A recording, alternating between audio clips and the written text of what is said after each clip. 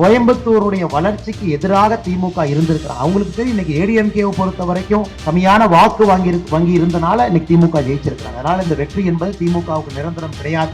அதனால்தான் தமிழிசை அக்கா அவர்களை இன்று இல்லத்திற்கு சென்று நான் சந்தித்து விட்டு வந்தேன். இந்த கட்சியினுடைய வளர்ச்சிக்கு மிக முக்கியமான தலைவராக இருந்து கொண்டிருக்கின்றார், இருக்க போகின்றார். அது பாசம். அமித்ஷாஜியினுடைய பேச்சு அது பாசத்தான். எங்ககிட்ட பேசினாலும் அப்படித்தான் பேசுவாங்க, எல்லாருக்கிட்ட பேசினாலும் அப்படித்தான் பேசுவாங்க. அமித்ஷாஜியை பொறுத்தவரை அது பாசம் மட்டும்தானே தவிர எங்கேயுமே கண்டிக்க மாட்டாங்க. காரணம், அவரும் இந்த கட்சியினுடைய காரியகர்த்தா. நீங்கள் அனைவருமே சரித்திர சாட்சியாக பார்த்தீர்கள். நம்முடைய பாரத பிரதமர் நரேந்திர மோடி அவர்கள் 3வது முறையாக தொடர்ந்து நம்முடைய நாட்டினுடைய பிரதமராக பதவி பொறுப்பை எடுத்த பிறகு பணியாற்றி கொண்டு வருகின்றார். மந்திரிகள் 71 பேர் பிரதமர் அவரோடு சேர்ந்து அன்று பொறுப்பேற்றிருக்கின்றார்கள். குறிப்பாக நம்முடைய தமிழகத்தில் 8.5 கோடி தமிழ் சொந்தங்களுக்கு இணைப்பு பாலமாக நம்முடைய முன்னாள் மாநில தலைவர், இதற்கு முன்பு மோடிஜியினுடைய 2வது கேபினட்டிலும் அமைச்சராக இருந்து 3வது கேபினட்டிலும் தொடர்ந்து அமைச்சராக இருக்கக்கூடிய அண்ணன் டாக்டர் முருகன் அவர்கள் இணைப்பு பாலமாக இருக்கிறார். பொறுப்பேற்ற பிறகு தமிழகத்திற்கு முதல் வருகை, நம்முடைய பாரதிய ஜனதா கட்சியினுடைய தலைமை அலுவலகத்திற்கு அவருடைய முதல் வருகை என்று நம்முடைய தொண்டர்கள் எல்லாம் மிகுந்த உற்சாகத்தோடு விமான நிலையத்துல நம்முடைய பாரதிய ஜனதா கட்சியினுடைய அலுவலகத்துல மிகுந்த உற்சாகத்தோடு வந்து தங்களுடைய அன்பை பரிமாறி இருக்கின்றார். எங்களுக்கு மற்றற்ற மகிழ்ச்சி. 2 முக்கியமான பொறுப்புகள், முக்கியமான துறைகள் நம்முடைய அமைச்சர் அண்ணன் முருகன் அவர்கள் கையில் இருக்கு. இன்ஃபர்மேஷன் அண்ட் பிராட்காஸ்டிங், இதற்கு முன்பு அவங்க அமைச்சராக இருந்தாங்க, மறுபடியும் கன்டினியூ பண்றாங்க. இன்னைக்கு பாராளுமன்ற துறையினுடைய அமைச்சராகவும் பொறுப்பேற்றிருக்கிறாங்க, புதிய பொறுப்பது. அதனால எங்களுக்கு ஒரு பெரிய நம்பிக்கை. அந்த பக்கம் 39 எம்பிக்கள் இருந்தாலும் கூட தமிழக மக்களுடைய ஆக்கப்பூர்வமான பிரச்சனைகளை எல்லாம் சொல்லி அதற்கு ஆக்கப்பூர்வமான தீர்வை கொடுக்கக்கூடிய ஒரே ஒரு மனிதராக அண்ணன் டாக்டர் எல் முருகன் அவர்கள் தொடர்ந்து இருக்க போறாங்க. அது அடுத்த 5 ஆண்டு காலம் நீங்க பார்க்க போறீங்க. அதனால் இந்த நிகழ்வுக்கு வந்திருக்கக்கூடிய எல்லா பத்திரிகை நண்பர்களுக்கும் இந்த நேரத்தில் எங்களுடைய நன்றிகளை தெரிவித்துக் கொள்கின்றோம். இந்த தேசம் ஒரே தேசம், ஒரே நாடு. நம்முடைய பிரதமர் அவர்கள் தான் ஏக் பாரத் சிரேஷ்ட பாரத்னா இந்த நாடு ஒரே நாடு. அதனால் தமிழ்நாட்டினுடைய உரிமையை நாம் எந்த நேரத்திலையுமே நாம் காம்ப்ரமைஸ் பண்ண போகிறதில்ல. நம்முடைய மாநில தலைவர் பல நேரங்களில் சொல்லியிருக்கிறோம். நாம் தமிழ்நாட்டிற்கு தேவையான தமிழ்நாட்டினுடைய உரிமையை நாம் அங்கே சரியான நேரத்தில் சொல்லி நம்ம நீட் தேர்வை பொறுத்தளவுக்கு உச்சநீதிமன்றத்தில் நேற்று ஜட்ஜ்மெண்ட் வந்திருக்கிறது. அந்த ஜட்ஜ்மெண்ட் படி அந்த மாணவர்களுக்கு அவர்களை இது பண்ண சொல்லியிருக்காங்க. அதே நேரத்தில் நீங்கள் பாருங்கள், தமிழ்நாட்டிலிருந்து இன்றைக்கு நீட்டில் எவ்வளோ பேர் பாஸ் பண்ணி போகிறோம். இதுக்கு முன்னாடி சாதாரண மக்கள்லாம் நீட்டுக்கு போக முடியாமல், அந்த மருத்துவக் கல்லூரிக்கு போக முடியாமல் இருந்தார். ஆனால் இன்றைக்கு நீட் தேர்வு வந்த பிறகு மாணவர்கள் அதிக அளவில், குறிப்பாக தமிழ்நாட்டிலிருந்து தான் இந்திய அளவில் அதிகமாக பேர் தேர்ச்சி பெற்று போய் கொண்டிருக்கிறதை நாம் பார்த்து கொண்டிருக்கிறோம். ஆனால் இன்றைக்கி தான் முதல் முறையாக வந்திருக்கிறோம். நம்மளுடைய பிரதமர் அவர்கள் 100 நாள் செயல் திட்டம் ஒவ்வொரு டிபார்ட்மெண்ட்லேருந்தும் அது வாங்கியிருக்கிறாங்க, ஒவ்வொரு டிபார்ட்மெண்ட்டுக்கு கொடுத்துருக்குறாங்க. நீங்கள் ஒன்று மட்டும் மனசில் வச்சுக்கோங்க, கடந்த 10 வருஷம் தமிழ்நாட்டுக்கு மட்டுமே 11 லட்சம் கோடி ரூபாய் தமிழ்நாட்டினுடைய வளர்ச்சிக்காக நம்மளுடைய பிரதமர் அவர்கள் கொடுத்துருக்கிறார். தமிழ்நாட்டிலிருந்து எம்பிக்கள் கிடையாது. அப்பையும் கூட தமிழ்நாட்டினுடைய வளர்ச்சி, தமிழ்நாட்டினுடைய முன்னேற்றத்தை மட்டுமே கருத்தில் கொண்டு தமிழர்கள் மேலே ஒரு அலாதி பிரியம் வைத்திருக்கின்ற பிரதமர் அவர்கள் தமிழ்நாட்டுக்கு மட்டும் 11 லட்சம் கோடி ரூபாய் கொடுத்துருக்கிறார்கள். இந்த வளர்ச்சி இன்னும் தொடரும். கொரோனா நேரத்தில் தான் நான் சொல்லக்கூடாது, ஒவ்வொரு பத்திரிகையாளருடைய குடும்பம், அதாவது தவறி போனவங்களுக்கு 5 லட்சம் ரூபாய் நாம் நிதி கொடுத்தோம். அதே போல் அவங்க ஏதாவது ஆக்சிடெண்ட் ஏதாவது மாதிரி ஆனால் கூட அவர்களுக்கு 2 லட்சம் ரூபாய் மருத்துவ செலவுக்கு தொடர்ந்து மத்திய அரசாங்கம் நம்முடைய பிரதமர் அவர்கள் கொடுத்து கொண்டு இருக்கிறார்கள். உங்களுடைய ரயில்வே பாஸ் சொல்லியிருக்கீங்க, ரயில்வே அமைச்சர்களுடைய கவனத்திற்கு நாங்கள் எடுத்துக்கோம். ஆனால் எங்களை பொறுத்தவரை 71 அமைச்சர்கள் பிரதமரோடு இருக்காங்க. பிரதமரோட சேர்ந்து 72 பேர். இப்போ நம்முடைய ஆட்சியை பொறுத்தவரை தமிழகத்தினுடைய குரலாக முருகனையா இருக்க போறாங்க. பிரதமர் தமிழகத்திற்கு வரும்பொழுது முருகனையா கூட இருக்க போறாங்க. அதனால் ஒரு கேபினெட் மந்திரியாக என்ன வேலை செய்ய வேண்டுமோ அதை முழுமையாக நம்முடைய அமைச்சர் முருகன் ஐயா அவர்கள் செய்வதை நீங்க பார்க்க போறீங்க. நம்பர் 1. 2வது, காங்கிரஸ் அரசுக்கும் நமக்கும் ஒரு பெரிய வித்தியாசம் இருக்கு. ஒரு cabinet minister of state independent charge, minister of state, ஒரு ரொம்ப ரிஜிட்டான ஒரு ஸ்ட்ரக்சர் அப்படிலாம் நம்முடைய அமைச்சர் வேலை இல்லைங்கன்னா. பிரதமர் பேசும்பொழுது நீங்க பாக்குறீங்க, எல்லா அமைச்சரையும் சமமாகத்தான் பார்க்கறாங்க. அதான் நம்ம பிரதமருடைய கிரேட் குவாலிட்டி. எல்லா அமைச்சரும் சமமாக இந்தியாவை ஏதோ ஒரு பகுதியிலிருந்து ரெப்ரசென்ட் பண்றாங்க. அதனால் எங்களை பொறுத்தவரை cabinet, minister of state independent, minister of state அப்படிங்கிறத நாங்கள் பார்க்க போறது கிடையாது. முருகன் ஐயா அவர்கள் 2 ஆண்டு காலம் இதற்கு முன்பு அமைச்சரா 3 ஆண்டு காலம் 2021 ஜூலையிலிருந்து 2024 தேர்தலுக்கு முன்பு அவருடைய செயல்பாட்டை பார்த்திருக்கிறேன். 11 லட்சம் கோடி ரூபாய் ஒரு எம்பி அப்ப நம்முடைய கூட்டணி கட்சி சார்பாக இருந்தாங்க. 11 லட்சம் கோடி எத்தனை மாநிலங்களுக்கு 10 ஆண்டுகள்ல வந்திருக்கு நீங்க பாருங்க. சில மாநிலங்கள்ல 3 கேபினெட் மந்திரிகள் இருக்கலாம், இன்னைக்கும் சில மாநிலங்கள்ல 3 கேபினெட் மந்திரி இருக்கிறாங்க. ஆனால் தமிழகத்தை பொறுத்தவரை எப்பொழுதுமே கடந்த 3 ஆண்டு காலமாக அமைச்சர் முருகன் அவர்கள் இணைப்பு பாலமா இருந்திருக்கிறாங்க. அடுத்த 5 ஆண்டு காலம் இணைப்பு பாலமா இருக்க போறாங்க. ஆனால் எங்களுக்குள்ள இந்த வேற்றுமையை எப்பொழுதும் நாங்கள் பார்த்தது கிடையாது, பார்க்க போவதும் கிடையாது. ஆனா இது ஒண்ணுமே இல்லை. முதல்ல அவங்க ஜூன் 14ஆம் தேதி அதை கொண்டாட வேண்டும் என்று தீர்மானிச்சாங்க. ஜூன் 14ஆம் தேதினு போஸ்டர்ல அடிச்சாங்க, மேடையெல்லாம் போட்டாங்க. அப்புறம் யாரோ போய் முதலமைச்சர் சொன்னாங்க, அண்ணே போன வருஷம் ஜூன் 14ஆம் தேதி தான் செந்தில் பாலாஜி அரெஸ்ட் பண்ணாங்க, அரெஸ்ட் பண்ணி 1 வருஷம் ஆயிரும், அதனால ஜூன் 14ஆம் தேதி நம்ம கொண்டாடினா வேற மாதிரி ஆகி போயிடணும்னு சொன்னதுக்கு அப்புறம் முதலமைச்சர் அவர்கள் சரிப்பா 15ஆம் தேதி வைங்கன்னு. அப்படித்தான் நாங்க இருக்கக்கூடிய முப்பெரும் விழாவே கோயம்புத்தூர் நடக்க போகுது 15ஆம் தேதி. ஆனால் எங்களை பொறுத்தவரை நீங்க பாக்குறீங்க, அதாவது இன்னைக்கு முதலமைச்சர் அங்க போலாம், இவங்க எல்லாம் போலாம், நாங்கள் முப்பெரும் விழா அங்க எடுக்க போறோம் அப்படின்னு ஆரம்பிச்ச சகுனமே பாத்தீங்கன்னா தவறான சகுனம். ஜூன் 14 இருந்து 15க்கு மாறி இருக்கு.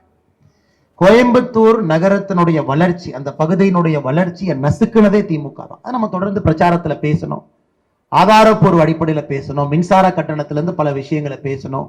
குறிப்பாக சிறுவாணி தண்ணிக்கு இன்னைக்கு பிரச்சனை இருக்கு. எலெக்ஷன் காலகட்டத்தில் பாத்தீங்கன்னா சிறுவாணி தண்ணியே இல்லாம மக்கள் குடத்தை வச்சு ஆர்ப்பாட்டம் பண்ண வேண்டிய சூழ்நிலை. அதற்கு காரணம் திமுக. அந்த அணை கட்டுவதிலிருந்து ஏற்படக்கூடிய பிரச்சனை எல்லாம் நாம பேசணும்.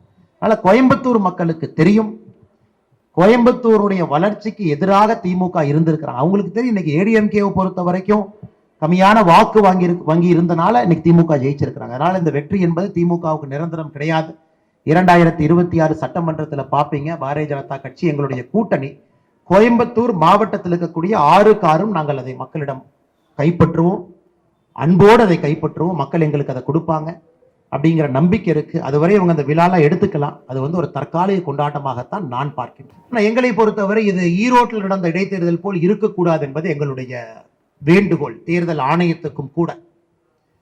ஈரோடு இடைத்தேர்தல் என்பது ஜனநாயகத்தை படுகொலியில தள்ளி ஒரு தேர்தல்.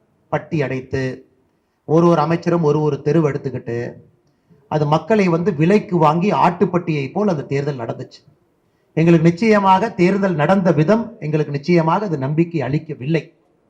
இந்த முறை நம்முடைய தேசிய ஜனநாயக கூட்டணியில முக்கிய அங்கமாக இருக்கக்கூடிய பாட்டாளி மக்கள் கட்சி அவர்கள் அங்கே நிற்கின்றார்கள். நாங்கள் எல்லோரும் ஒருமனதாக ஆதரவு கொடுத்து களத்தில் நிற்கப் போகின்றோம், போராட போகின்றோம்.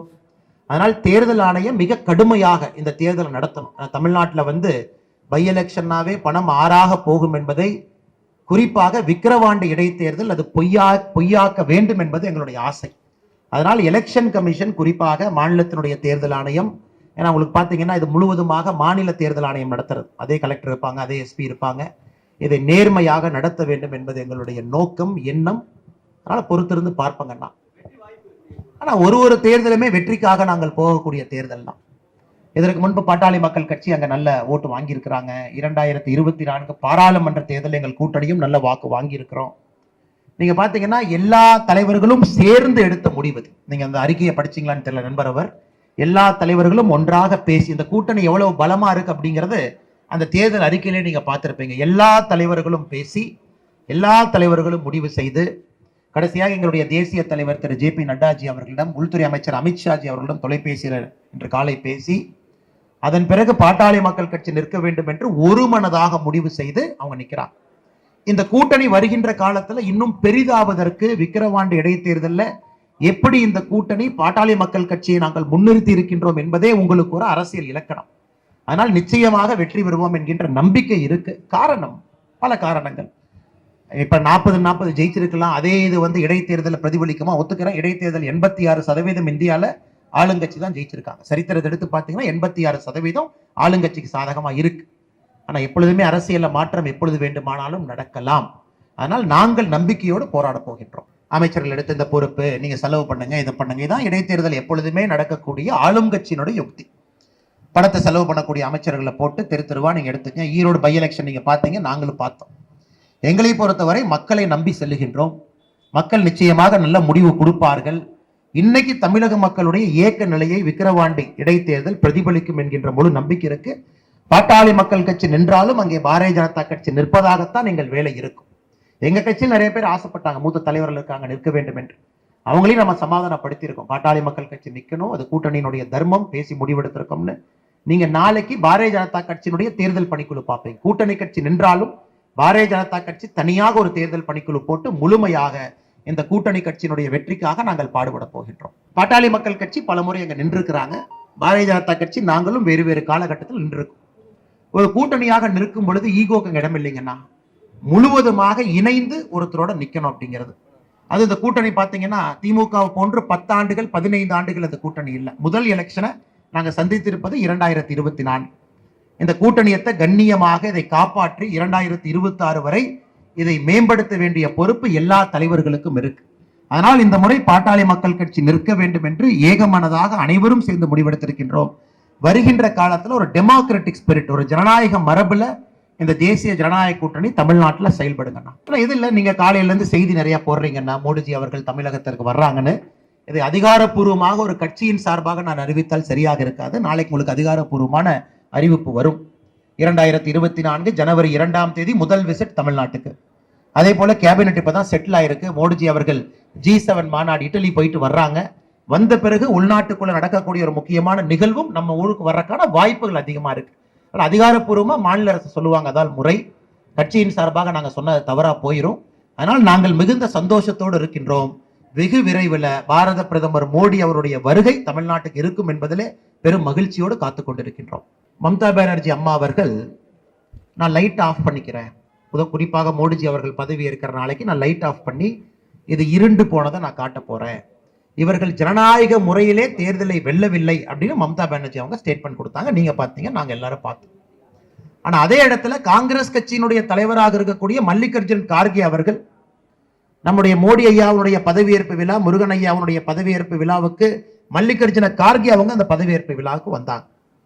இந்தியாவுக்கு சுற்றி இருக்கக்கூடிய அண்டை நாடுகள் எல்லா தலைவர்களும் வந்தாங்க. ஏன் நீங்க எல்லாம் சொல்றீங்களே, பாருங்க நமக்கு இந்த நாட்டோட பிரச்சனை இருக்கு, மாலடீவ்ஸோட பிரச்சனை இருக்கு, அந்த நாட்டினுடைய அதிபர் உட்பட எல்லா தலைவர்களும் வந்து கலந்து கொண்டு அற்புதமான ஜனநாயக நிகழ்வது. அதனால் நிச்சயமாக 5 ஆண்டுகள் நம்முடைய கூட்டணி வலிமையாக இருக்கும். 5 ஆண்டுகள் மோடி அவர்கள் பிரதமராக இன்னும் பலமாக இருப்பார்கள். நீங்க பிரதமர் அதே 100 டே பிளான் அமைச்சர் சொன்னாங்க. தேர்தலுக்கு முன்பு 100 டே பிளான் சொன்னோம், இன்னைக்கு 100 டே பிளான். அதே வேகத்தோடு இருக்கின்றோம். எங்களுடைய வேகம் எங்கேயும் குறையவில்லை. காரணம், நாட்டு மக்களுடைய வளர்ச்சிக்காக மோடிஜி 3.0 கேபினெட் நமக்காக பணியாற்ற போகுது. அதெல்லாம் ஒரு இஷ்யூ இல்லைங்கண்ணா. தமிழிசை அக்கா கட்சியினுடைய மூத்த தலைவர், பெரிய தலைவர், 5 ஆண்டு காலம் கட்சியினுடைய மாநில தலைவராக கடுமையா போராடினாங்க. உங்களுக்கு தெரியும் அப்ப சூழல் எப்படி இருந்துச்சு. அதன் பிறகு ஒரு மாநிலம் அல்ல, 2 மாநிலத்தினுடைய ஆளுநர். அவர்கள் தனிப்பட்ட அவங்களே ரெக்வெஸ்ட் பண்ணி, நான் தேர்தலிலே போட்டியிட வேண்டும், தமிழக பாரதிய ஜனதா கட்சியினுடைய வளர்ச்சிக்கு பாடுபட வேண்டும், மக்களுக்காக சேவை செய்ய வேண்டும் என்று அவங்களே ரெக்வெஸ்ட் பண்ணி அனுமதி பெற்று அவருடைய ராஜினாமா என்பது குடியரசுத் தலைவரால் அங்கீகாரம் செய்யப்பட்டு திரும்ப வந்து கட்சியில சீட்டு கொடுத்து சவுத் சேனல் நின்னாங்க. ஆனால் தமிழிசை அக்கா அவருடைய உயரம் இந்த கட்சியிலே மிகப்பெரிய உயரம். நீங்க மேடையில போறாங்க, ஏதோ 2 கான்வர்சேஷனை பாக்குறீங்கன்னா அதை மீடியா நண்பர் யாரோ கேப்சர் பண்றாங்க, அந்த வீடியோவை பார்க்குறோம், இன்டர்பிரிட்டேஷன் பல பேர் பல இன்டர்பிரிட்டேஷன் கொடுக்குறாங்க. நம்முடைய கட்சியை பொறுத்தவரை இது ஒரு குடும்பம். அமித்ஷாஜி அவர்களை பொறுத்தவரை எல்லோரையும் குடும்பமாகத்தான் பார்ப்பாங்க. இதுல யாருமே ஏற்றம் இறக்கமாக நம்முடைய கட்சியில யாரும் பார்க்க போவது கிடையாது. அதனால்தான் தமிழிசை அக்கா அவர்களை இன்று இல்லத்திற்கு சென்று நான் சந்தித்து விட்டு வந்தேன். இந்த கட்சியினுடைய வளர்ச்சிக்கு மிக முக்கியமான தலைவராக இருந்து கொண்டிருக்கின்றார், இருக்க போகின்றார். அதனால அதுல வந்து யூகத்துக்கு எந்த விதமான வேலையும் அதுல இல்லைங்க. அது பாசம். அமித்ஷாஜியினுடைய பேச்சு அது பாசம் தான். எங்ககிட்ட பேசினாலும் அப்படித்தான் பேசுவாங்க, எல்லாருக்கிட்ட பேசினாலும் அப்படித்தான் பேசுவாங்க. அமித்ஷாஜியை பொறுத்தவரை அது பாசம் மட்டும்தானே தவிர எங்கேயுமே கண்டிக்க மாட்டாங்க. காரணம், அவரும் இந்த கட்சியினுடைய காரியகர்த்தா. அது பிரதமராக இருந்தாலும் எங்கிட்ட சொல்றது, எங்க பொறுப்பை பார்க்காதீங்க, நாங்களும் காரியகர்த்தா, ஓப்பனா பேசுங்க, ஃப்ரீயா பேசுங்க. நம்முடைய கட்சி மீட்டிங் எல்லாமே ரொம்ப ஓப்பனா ஃப்ரீயா இருக்கக்கூடிய மீட்டிங். இங்க வந்து பெரியவங்க சின்னவங்க நாம ஒரு விஷயத்த பேசாம இருக்கணும், பயந்து போய் இருக்கணும், கை கட்டி நிக்கணும், அது பாரதிய ஜனதா கட்சியினுடைய கலாச்சாரமே இல்லைங்க. அமித்ஷாஜி அவர்களுடைய பேச்சு என்பது ஒரு அன்பு, ஒரு அரவணைப்பு. அது தமிழிசை அக்கா அவர்களும் அமித்ஷாஜிட்ட அன்போடு அரவணைப்போட தான் பேசுனாங்க. இதை இன்டர்பிரிட்டேஷன் பண்றதுல இதுல எந்த விதமான பிரயோஜனமும் யாருக்கு இல்லைங்கண்ணா. அண்ணா எங்களுக்கு தெரியலீங்கண்ணா, பிரதமருடைய நேரம் முதல்ல, அதுக்கப்புறம் காவல்துறையினுடைய அனுமதி இரண்டாவது, பிரதமருடைய நிகழ்ச்சி எங்க வைக்கிறாங்க மூன்றாவது, இதை வைத்து தான் நேரம் எடுக்கணும். பிரதமரை பொறுத்தவரை நிகழ்ச்சி காலையா மாலையா தெரியாது, அடுத்து எங்க போறாங்க தெரியாது, எங்கிருந்து வர்றாங்க தெரியாது. அதிகாரப்பூர்வமாக அறிவிப்பு வரட்டும், உங்கள்கிட்ட பேசுறோம். பத்திரிகை நண்பர்களுக்கு மிக்க நன்றி, வணக்கம்.